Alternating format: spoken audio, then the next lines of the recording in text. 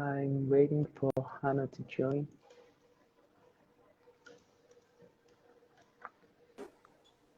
Hi, Ashkan. Hi. Hi. I'm just going to turn my volume up. I'm well, thank you. How are you? Good. I'm very happy to see you. Yes, you too. It's really nice to meet again. Thank you. Thank you. So I'm so excited about this series. The topics that we've chosen to talk about are really some of the topics that I'm interested at the moment. So yeah, and I assume that many people like that too. I hope so. It seems like lots of people are joining. Hi, everyone. Good to see you as Yeah, well. yeah. Yes. We have 11 now. Oh, wow. 13. Brilliant. Yes, and they're joining, I think. Yeah, great. Yeah. And they can ask questions as we go, Ashkan, or at the end? Yeah, we can plan for the questions at the end, I think. Cool. Yeah. Good. That sounds good. So as an introduction, I would just explain that in this time we're not going to talk about many of the topics as we did last time. So yeah, we're going to slow it down this time. Yeah. Just get deep inside some of those concepts to talk about them about 30 minutes each time. Yeah. And maybe if some participants have some questions, maybe go to that questions after that. Yeah, sounds good. Yeah. Great. Yeah. Yes. Okay. Shall we start? Yeah, let's go for it. Yeah, okay. Do you want to introduce yourself for this series? I think it will be good because we put it in a series. Yes. Absolutely. So, hi everyone. My name's Hannah. I own a private practice called Wealth-Based Counselling, and I like to call it an integrative style of transactional analysis with my clients. And by integrative, I follow Richard Erskine's interpretation of that. So rather than that meaning that I just combine lots of different types of therapy together, which I would call eclectic, I mean more of I work with integrating different aspects of the self to help people have a good relationship with themselves, with others, and with the world. So yeah, that's sort of where I am. Yeah, great. Thank you for that introduction. So for this series, we called it Relational Talk, and we're gonna see all of these concepts in the aspect of relational school of TA or relational psychotherapy. So I'm thinking for the beginning, do you want to just define the term relational? What do we mean when we say relational? A tough question, actually, Ashkan. It feels like a big question. My interpretation of relational, I guess, is how we relate. And again, I always think of the three domains of how we relate to ourselves, and that could be to different parts of ourselves as well. I guess in TA, thinking of that second order structure to the different parts of ourselves, as being a parent and child and parent, etc. And also how we relate to others, of course, and how we relate to the world. And I guess how those factors, how we relate to ourselves and others, also determine how we relate to the world. That's what relational means to me, as well as the fact that humans are relational beings. I firmly believe in the science that shows us that being social, relating to each other, is as crucial to human life as food and water is. Yeah, that's right. Yeah. And so we have the concept of a script in transactional analysis that talks about an unconscious scenario or an unconscious patterns that we have and we repeat, and it has effects on the decisions that we make. But in relational point of view, we define the script as the relational script or relational patterns. Would you want to give us a definition of that to your understanding? Yeah, my understanding of a relational script is, again, how we relate to ourselves, to others, and the world. That's what I always come back to, as you can probably tell. Yeah.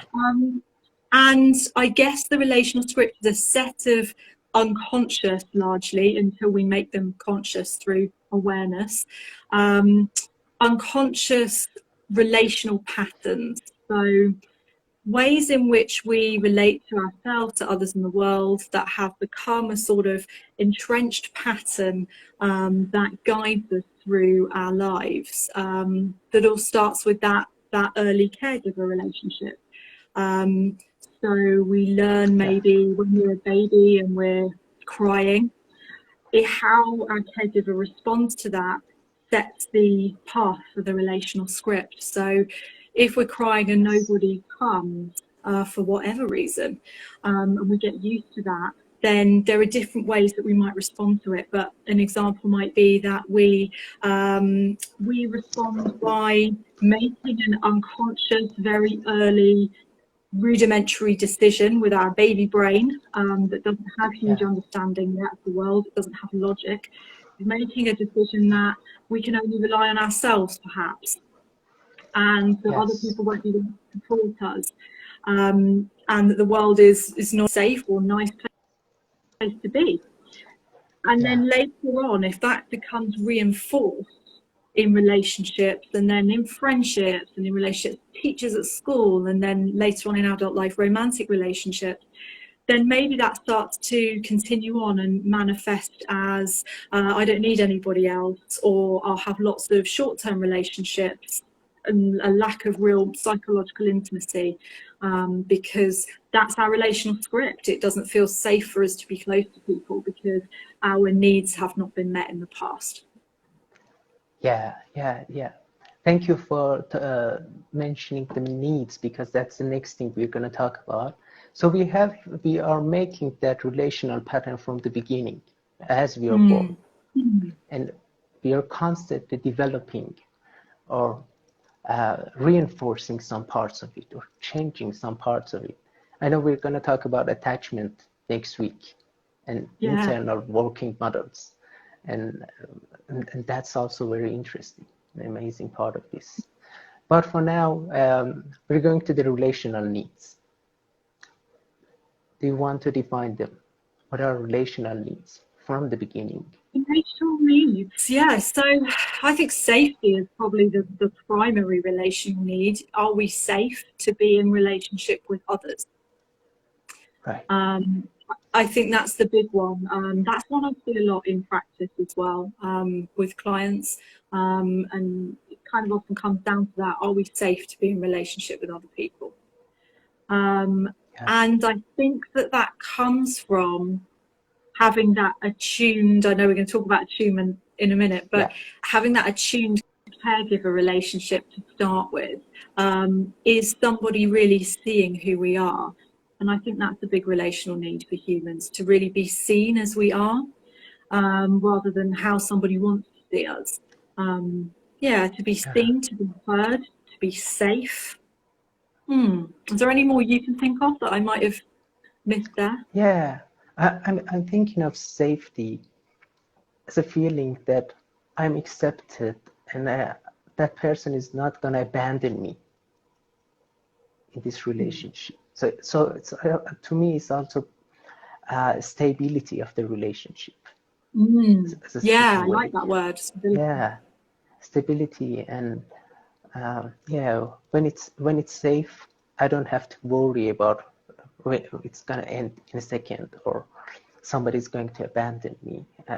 I'm not worried about expressing myself. Yeah, I agree with that, because I think that's really important in the development of the self as well, because if we have that safety, like you say, and that stability, we don't have to then try and predict what might happen next, or to grow up and develop shaping ourselves to try and ensure we're not abandoned. or to try and predict when that drama might happen. So yeah, it gives us, I guess, the freedom and the space to develop securely and to really be our authentic selves without having to begin to layer defenses from a very early age. Yeah, and it's amazing with the science, the neuroscience that we know of our brains, that safety is prior. And in the lower parts of the brain, what matters is really safety. And then the other parts becoming activated after we are safe. Yeah, absolutely. Yeah. And I think as well, what comes up for me when we're talking about safety is always personality adaptations, which we're not going to go into today. I just want to give a nod to them, that often safety underpins them. You know, is someone safe? Are they loved? Are they admired? That seems to kind of be what's coming on, what's kind of underneath a lot of differences for people. Someone's saying they can't really hear me and things. Is that the case for everyone? It's a little bit poor quality in your picture. I first thought it's mine. Now it's good. Now it is good. What I'll do is I'll try a few things out and see if I can get the clarity up for next week. Thank you for pointing it out. It's clear now. Yeah, it is good now. Okay. I'm seeing you clear now. Yeah. Yeah. So great. Yeah, we talked about security. What is the next relational need? I think being seen and heard. I think being in this stems from security, but being seen and heard for who we really are. I think that's key. Being accepted, maybe being accepted, I think was the word you used. So yeah, being allowed to be ourselves, not being made to feel that we can't be ourselves, that we need to be somehow different, that we need to change parts of ourselves, ignore parts of ourselves, adapt to ensure that we get the safety that we require and the love and recognition that we require. Yeah, I think that's important, and I think it's particularly important when we kind of come into that autonomy stage of around age 2, when children start to be able to do a bit more for themselves, kind of, want to tie up their shoelaces, even though it takes them an hour, and the parents try to get them out of the house, because obviously they've got an agenda that they need to meet, and they need to regulate the child. So it's a real battle, I think, but I think autonomy is really important, and agency, and being accepted for who we really are. Yeah. So after we feel safe and secure in a relationship, what matters is to be seen and heard. And it's always amazing to me when we are talking about developing of self, that we see or hear parts of ourselves after we see it in another person, after it is validated by another person. So it really shows us how we're relational beings. And that's an amazing part of this to me, that it's not just about being seen or heard by somebody else, it's also being seen or heard by ourselves. Yeah, I like that. Yeah, I'm thinking when you're talking about that of the mirror neurons in the brain and how they work, and they show that scientific basis for being in relationship, by kind of, the way that empathy actually works in neuropsychology, in kind of mirroring who we are and seeing ourselves in someone else's eyes, and how that can reaffirm parts of us. Right. Okay, so after being seen and being heard, what's the next thing we need in relationship? To be loved, I think. I think just after being seen and being heard, I think to be loved for who we are, not just known or accepted, but to be loved, for people to delight and cherish in who we are, even for just one person. And obviously to start with, that's the caregiver. And then later in life, it becomes a romantic partner for a lot of people. But yeah, to be loved for who we are, and to know that someone really values who we really are. I think love is really important as well. That's right. Valuing. Yeah, Valuing. absolutely. In a different way to something like admiration or desire. I think we need those things too at certain ages. But I think love is different, kind of goes deeper than that, to really feel that we have an unconditional love, particularly from a caregiver, while we're developing, when we are ourselves, including when we're angry, when we are defiant, when we are passionate or fiery or sexual, or a lot of the things that actually many of us grow up thinking, I'm not allowed to be like that. I think actually the more of those parts that can be accepted, the more with love from another person, the more we feel fully able to continue being ourselves. Yeah, right. I see there are 2 questions in the chat. Do you want to answer at the end, or you want to, because I think it is related to what we are talking about now. Let's go for it now. Okay. The first one is the comment. I think it's very important to feel that we can show vulnerability. So vulnerability is also, a part of being accepted, a part of being okay. I love way. that. Yeah. Being okay, even when you're vulnerable, even if you can be hurt in some ways. Yeah, and absolutely. And the other one is, how is it to be loved? I think to be accepted. What do you think? Or to be just seen or heard, or to be valued, as we That's say. a really interesting question. I like that question. Yeah. How is it to be loved? I guess there are lots of different, I'm thinking there's different ways I can answer that. I think being loved, I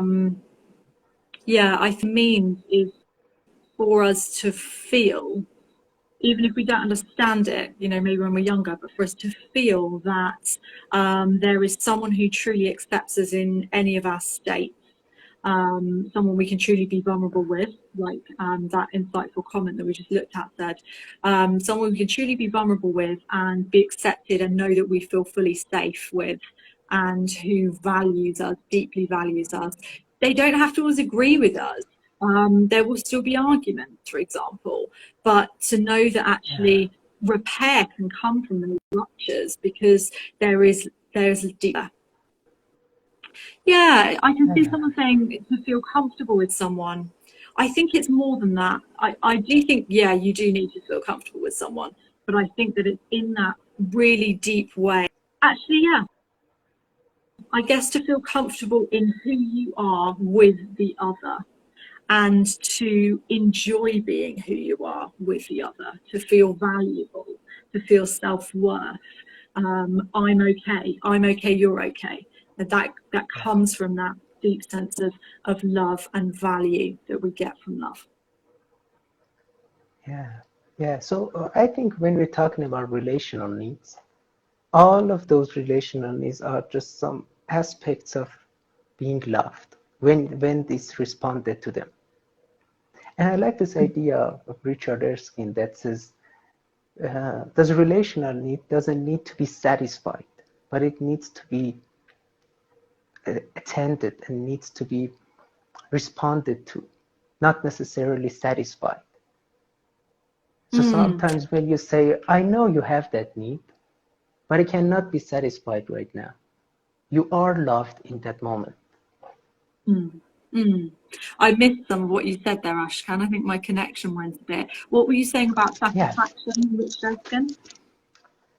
Yeah, he says that relational needs doesn't need necessarily to be satisfied, but it needs to be responded to.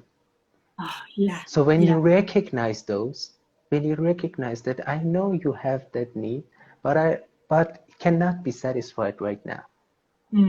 Absolutely, I really agree with that. So it is being loved. Yeah, I think that is being loved. It makes me think of an argument, and I was thinking about this earlier, whether we can keep a connection with the other if we're having a heated argument. Whether we can empathize with what they're saying and remain in that attunement, that connection with them, when we're feeling angry with what they're saying at the same time. And I think that very much speaks of what you're saying. Right. Yeah. We can accept and we can understand how someone feels. We don't then have to say, oh, okay, that's fine, I feel the same, because then we're just adapting. And that actually really doesn't honour ourselves or the other. So it doesn't bring us closer in connection or keep or that just trying to satisfy that, or trying to solve that like it's a problem, or just being recognized that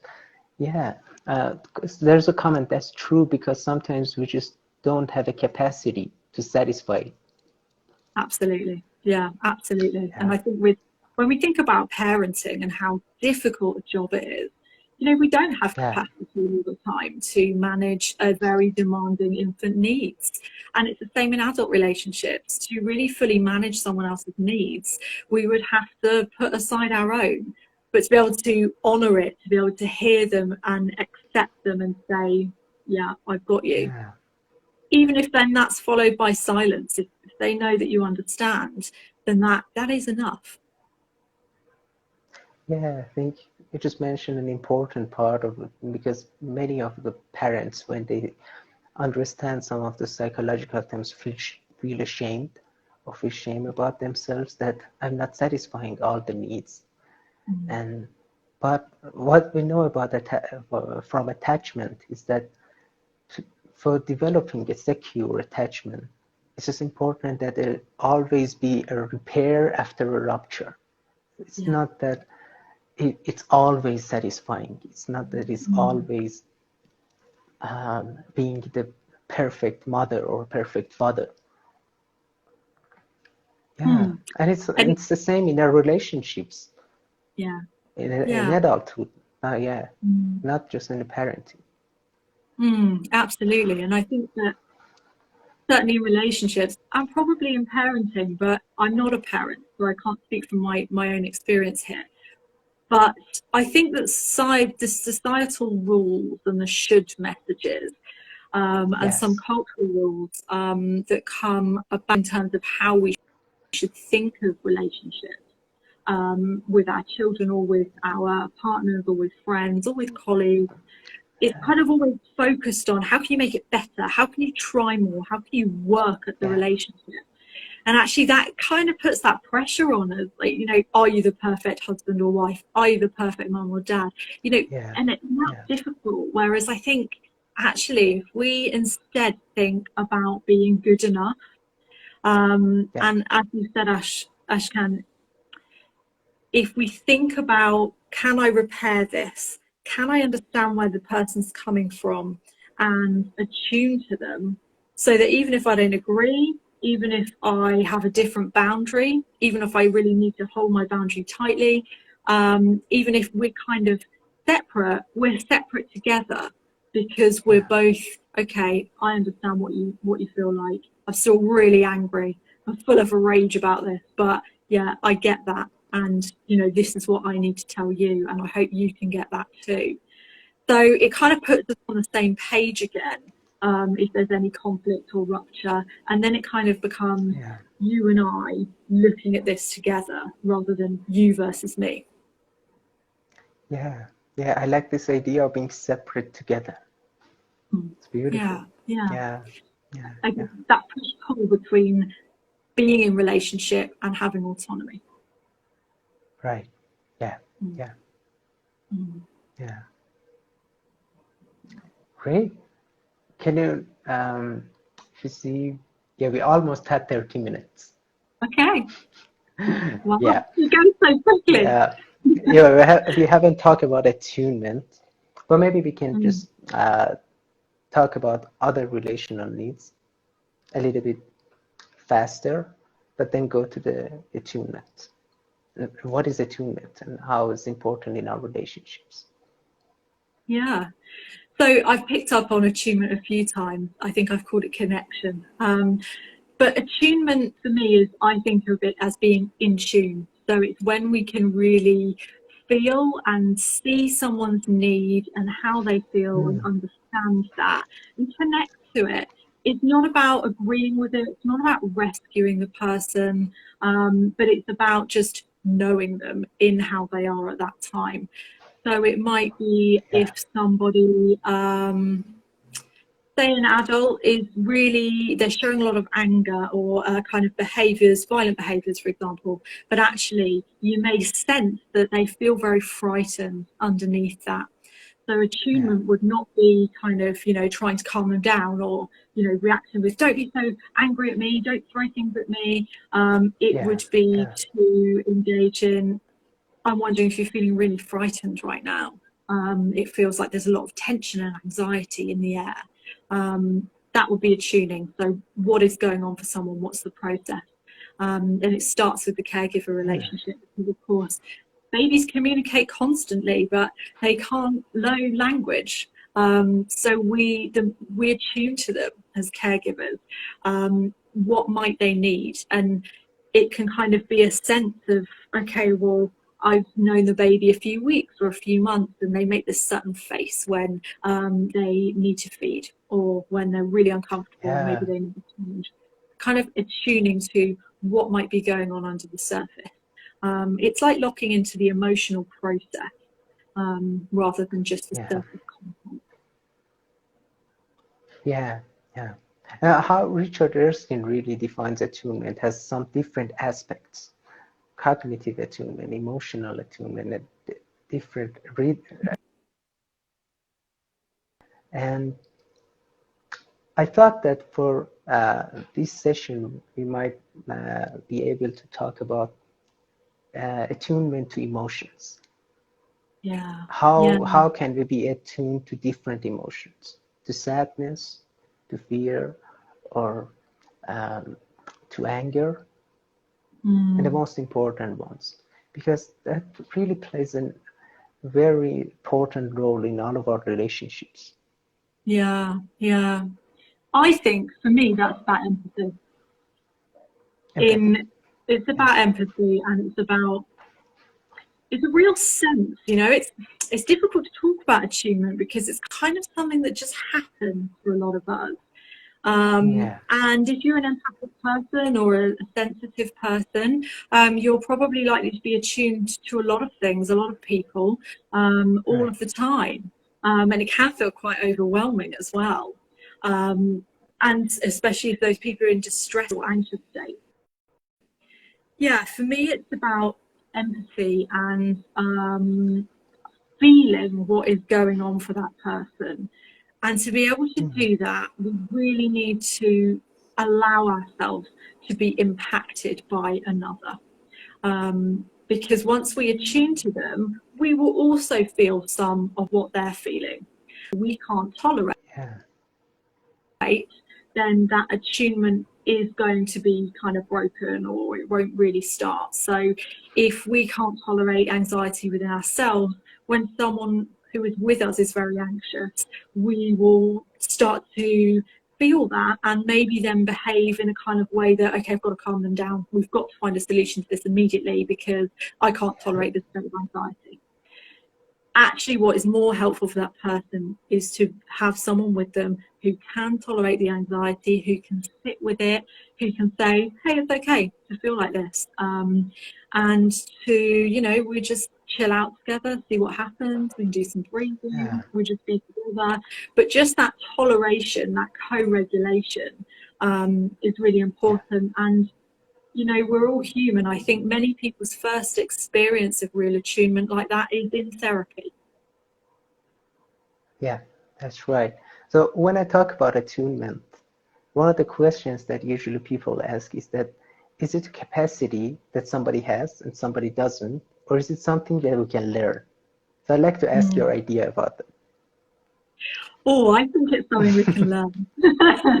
I think in a growth mindset way. Yeah, I think it starts out with capacity for sure, but I think it's something that we can grow. We can grow our capacity for attunement easily, and we can learn about it cognitively, and then that can extend to our feelings as well. I don't think it has to be very separate.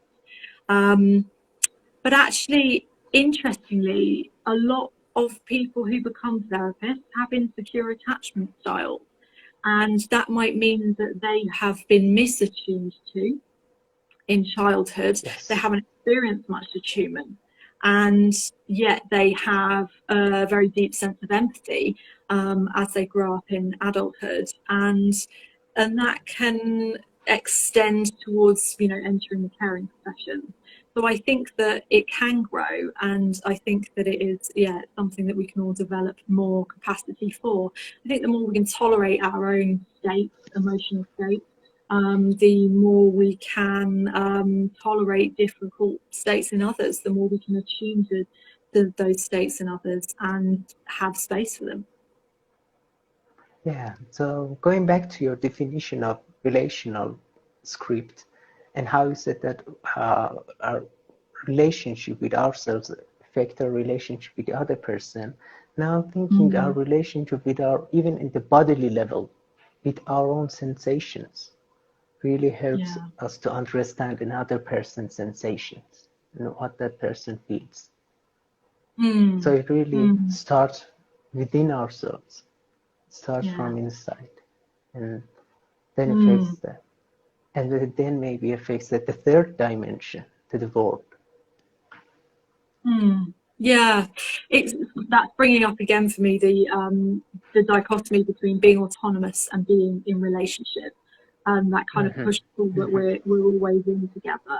And yeah, I think you're right. I think, ironically, perhaps, the more we know and understand about ourselves, the greater our capacity to be with the other is.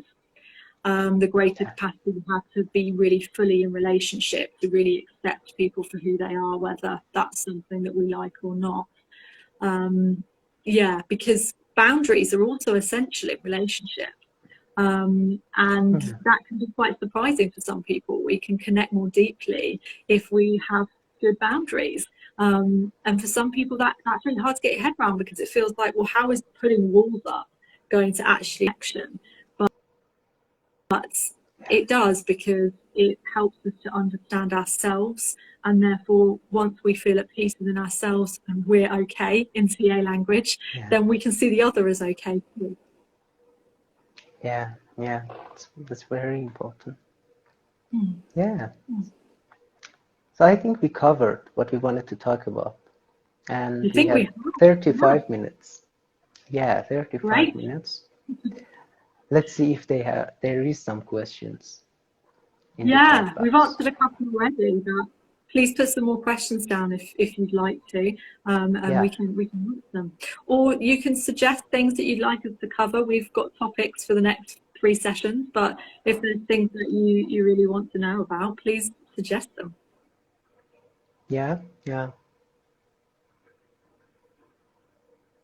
Everyone's sure. So in the meanwhile, maybe we can talk about relational needs that we didn't talk about, like the need of mutuality. I'm losing you there. Self-definition. Oh, do you hear me now? Yes. Yeah, that's perfect. I can hear you now.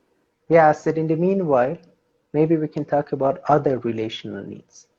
The mutuality or self-definition. Oh, yeah, let's see. It's here. Can you talk about other relational needs in the comments? Are there specific ones people want me to talk about?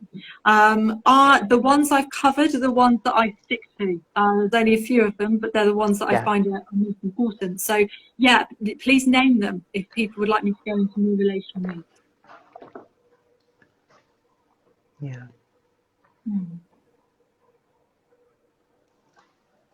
There's a comment. It was really informative, and there were things to think about. Good. Yeah, that's brilliant. Thank you.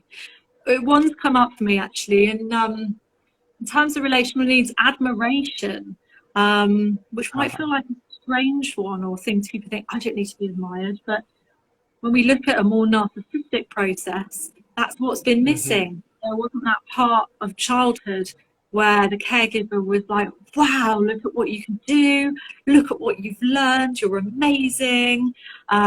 We need to be admired at certain times in our life for a healthy self-esteem and sense of self-worth to grow, instead of doubt and inner conflict.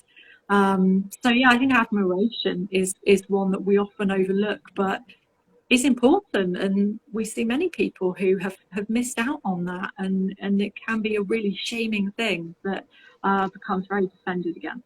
We haven't had admiration. Yeah, thank you. If I want to think about one of them that is sometimes strange, is that sometimes we might think that we should reach a point that we are autonomous and we don't need another person. But there is one of the relational needs that is acceptance by a stable, wiser, older person that we can rely on. Yeah. And yeah, it can be a little bit strange that do we need really an older person or wiser person to rely on, even we are in an old age? That's interesting. Yeah. I guess that kind of, it provides that, I'm thinking about ego states when I say this, it provides that parent Yes. and Yeah. a kind of wise, nurturing parent through adults almost, rather than a kind of a true, P1 or etc., P1 plus or minus.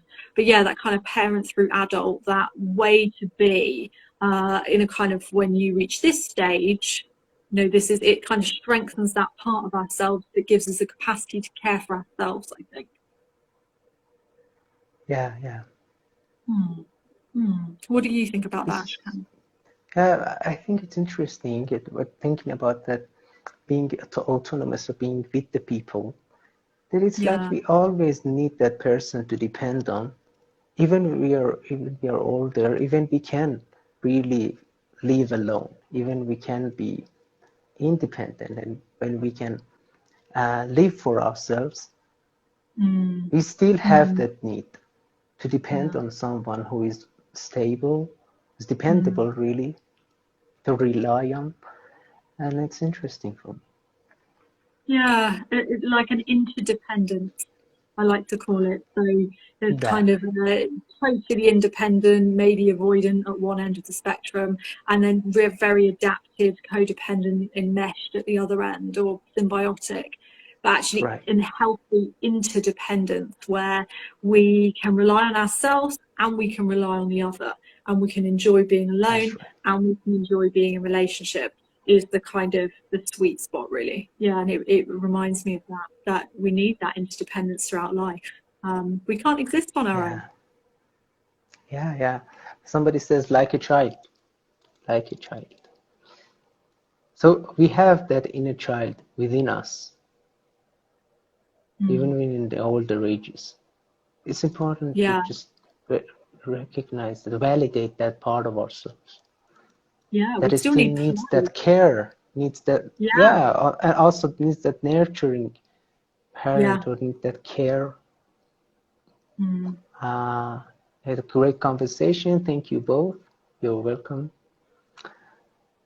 Yeah, so if anyone has some more comments, we can respond to. Otherwise, I think it was a good conversation. And me too. I really enjoyed it. Me too. Yeah. And I'm really looking forward to time. Same time next week, isn't it? Next Thursday. Yeah. Yes, next Thursday. It will be 5 p.m. GMT and 6 p.m. BST. Yeah.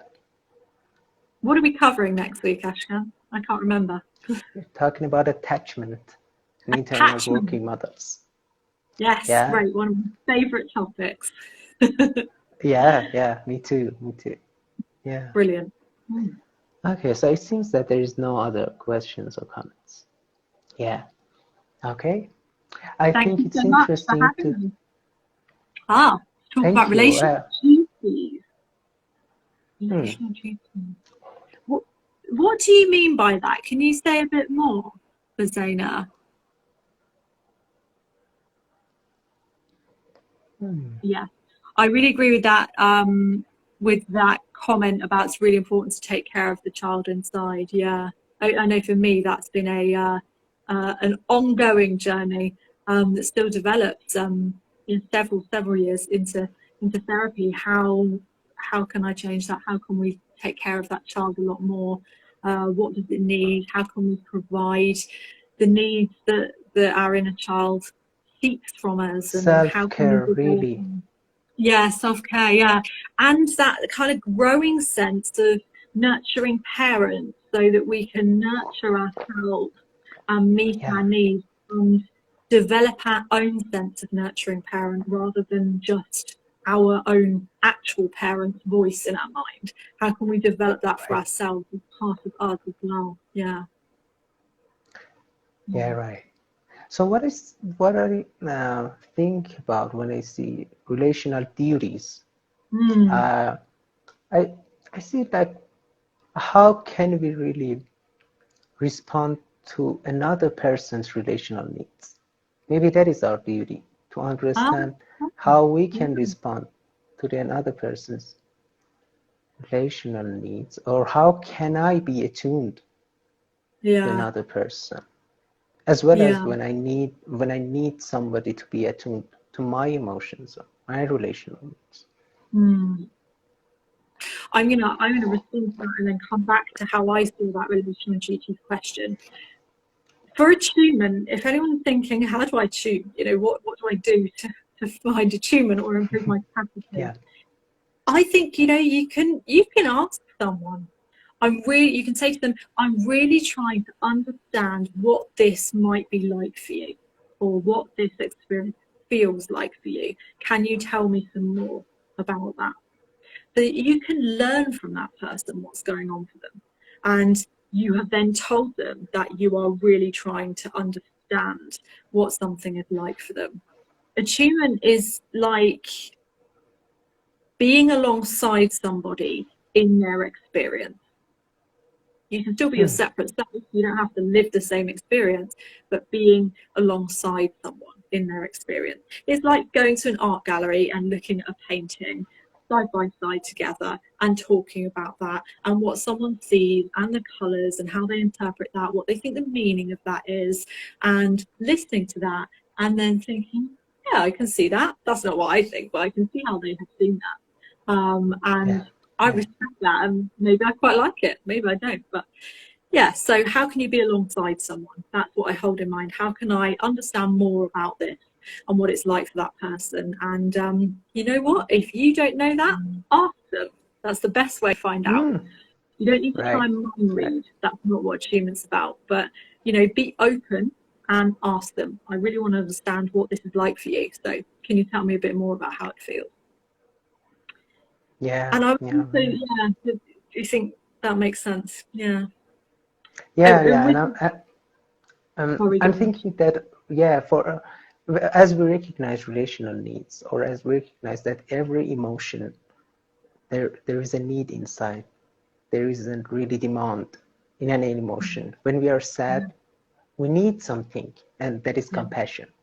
When we are angry, we need something. As Richard Erskine says, we need to be taken seriously when we are angry. So, or other emotions. When we fear, we need that security. So as we are asking, we can ask, what does the person needs really now? In the moment. Yeah, you're right. That's so important. Asking someone what they need is such a powerful question. Yeah, I really agree with that. Yeah. And Thumbelina, is, I think I read that right, had said, other people are not mind readers, so we have to talk about it. Yeah. And sometimes we're not used to having those conversations, you know. Actually, with relational duties, that brought this up for me. You know, I was wondering if by relational duties that meant, because the word duties for me sounds like something we have to do or we're expected to do. And so I was wondering if that kind of meant, you know, as a wife, do I need to keep the house clean and make sure my husband's happy? Cook meals every night. The kind of stereotypical duties that we might feel we have in a relationship. You know, if my partner's mental health isn't good, do I have a duty to look after them? And how do I do that? Those kinds of things. And I think we're not we don't often grow up learning how to ask people these questions like, what do you need, or what is this like for you? Can you tell me more about this? So instead we step into, I've got to work out what it's like for them. I've got to analyze them. I've got to talk to my friends about how they are so I can try and work that out. But actually that's all quite passive behavior, because we're not directing our energy towards actually being in relationship with that person. We are treating them as an object. We're choosing to be, actually. Yeah, absolutely. Yeah. So there's no preset duty that we just pick that and say, okay, I have to do this, I have to act like that, I have to be like this. So that's something that seeing the process of relationship. We ask the person every time, get to know better.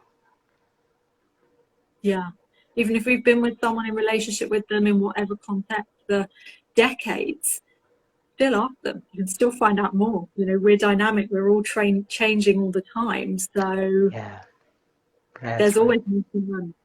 Always more to learn about ourselves and about the other. And I think with relationships, I think that makes life interesting, don't you think so? And complicated. Yeah. I do. With relational duties, I also just wondered, when those things come up and you think, should I be doing this? Is this my duty? Actually, a good question to ask yourself is, why do I feel I need to be like this? Or why do I feel this is my relational duty? If it's something that you've been told by society, or it's historical in your family, or your culture enforces those roles, that's why you think those things. Doesn't mean you have to follow them. Right.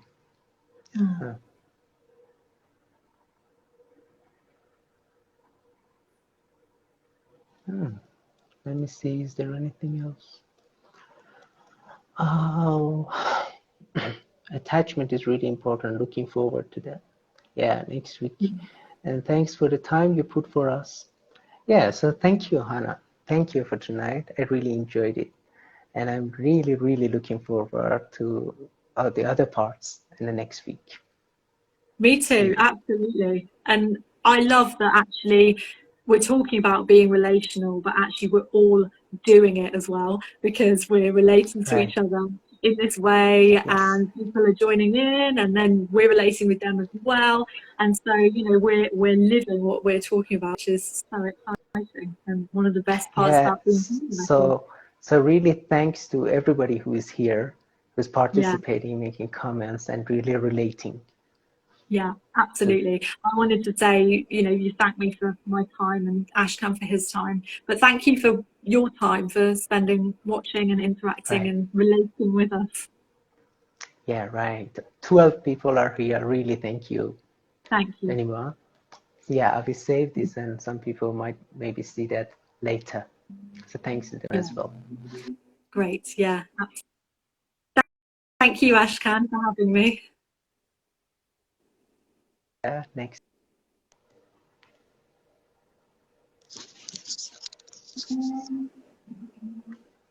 Do you hear me now? Yeah, we're back. Okay. So see you next week. Right, see you next week. Bye, everyone. See you soon. Bye. See you.